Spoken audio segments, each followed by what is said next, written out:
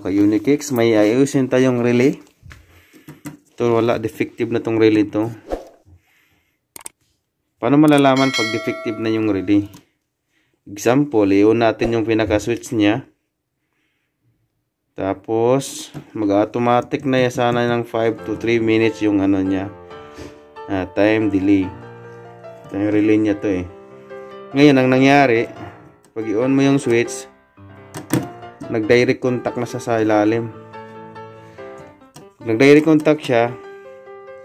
Ang nangyayari sa compressor, umaandar agad. Kaya napakasama yun sa compressor. Kailangan natin yung compressor mayroong 5 to 3 minutes bago siya mag-start. Kasi iwas din sa fluctuate sa current. Ngayon, palitan natin to. Paano ba malalaman? Malalaman din natin gumamit tayo ng clammeter or multi-tester. Ganito gawin natin.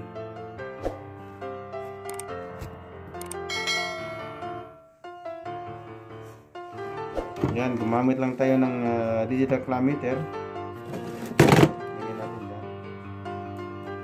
Lagyan natin sa buzzer. Ngayon, titesteran natin tong pinaka-terminal niya. Normally open and normally open and compressor common niya. Ngayon, nag-beep siya. Yan, nakita nyo. Beep siya. Ito yung pinaka-delay niya, relay. Yan, kailangan yan wala siyang contact sa ilalim. Yan. Ibig sabihin sira na yung pinaka-relay niya. Compressor relay. Ayun, kailangan yan walang siyang contact. Ngayon, nagkukontact na siya. Bad yan. Napakasama yan sa compressor. Ano na yan? Defective na yan. Ngayon, may papakita ko sa inyo yung good compressor relay. Ito siya.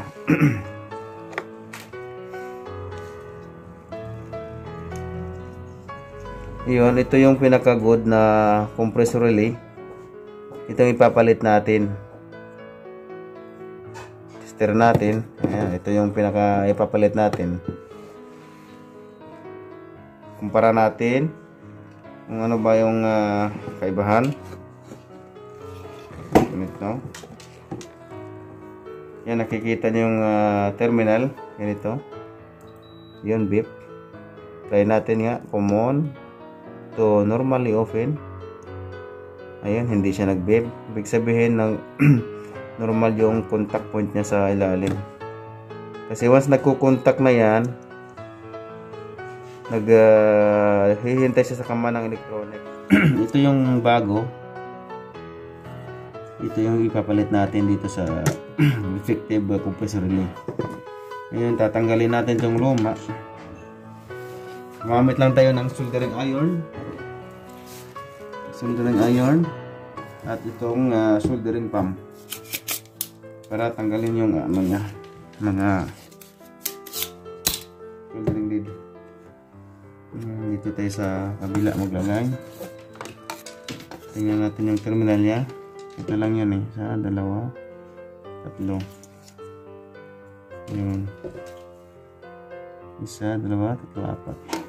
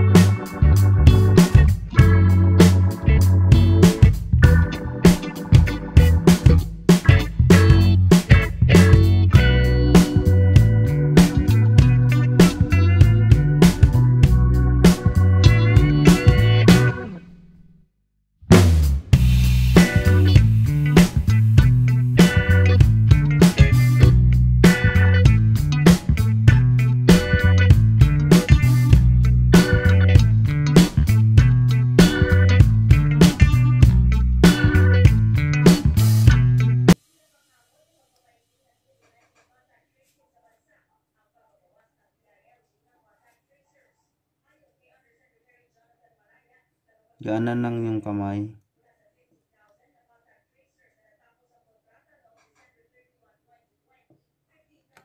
Di ba? Okay na. Kita nyo yung ano niya. Ito yung pinaka natin niya.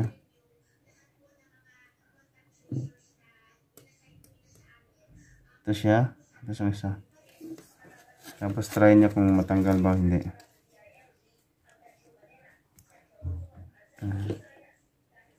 Kasi once pag hindi siya magandang kahinang, naglulos contact, nag-overheat yung relay, masisira. Ayan. Pag hindi maganda yung kahinang. Yan, okay na. Okay lang yun. Ganyan naman kayo na cakes. Makagawa na rin tayo ng isang bago ano.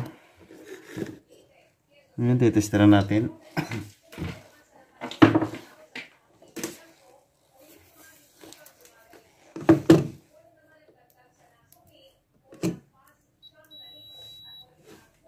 Ito yung nilagay natin bago. Try natin.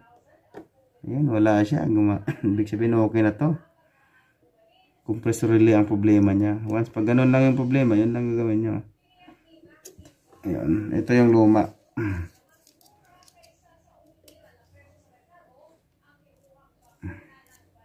Ayun.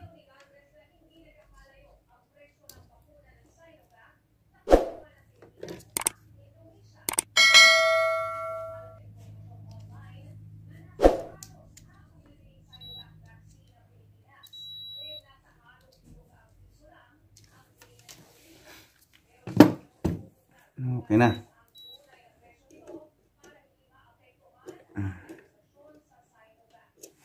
Ayos na. Okay na yan.